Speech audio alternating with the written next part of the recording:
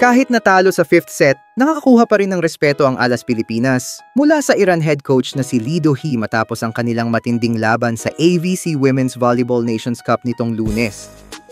Bumangon ang Iran mula sa pagkakaiwan at nagtala ng 16-25, 25-21, 24-26, 25-23, 15-13 comeback win kontra sa Pilipinas. Para kay Coach Lee, hindi basta-bastang panalo ang nakuha ng Iran. Isa itong revenge match lalo't natandaan niyang natalo sila ng Pilipinas sa 2024 AVC Women's Challenge Cup. Kaya naman malaking preparation and strategies ang kaniyang ginawa para sa team.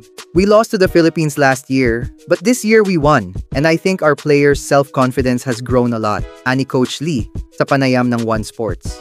They're really good at some techniques and they're so fast. Their defense is solid, but we actually trained for blocking against them, so we were ready.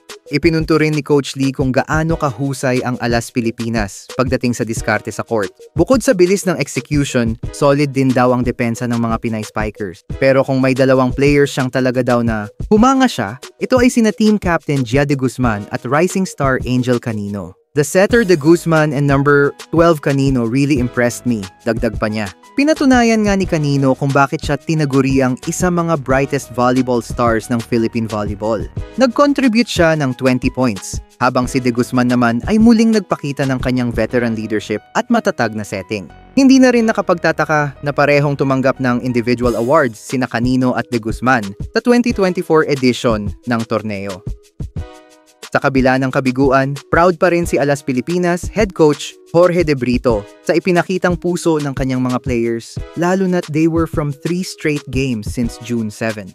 We also had the chance after leading the 5th set, but that's the game. Iran played well and deserved the win. My players gave everything after playing 3 days straight. We'll keep improving. We still have a chance and we'll fight for it, sabi ni De Brito. Bumaba man sa 201 ang record ng Alas Pilipinas sa Pool B, buhay pa rin ang kanilang tsansa para sa semifinals. Susunod nilang makakaharap ang New Zealand sa Miyerkules, June 11, bago ang crucial game kontra Kazakhstan sa Huwebes. Ang mga matches na ito ay maituturing na do-or-die matches dahil dito nakasalalay ang kapalaran nila for this year's edition. Mabuti na lang at may pahinga muna ang team sa Martes, isang pagkakataon para mag-recover, mag-refocus, at maghanda para sa dalawang must-win matches. Buo pa rin ang laban ng Alas Pilipinas at sigurado, hindi sila basta-basta susuko.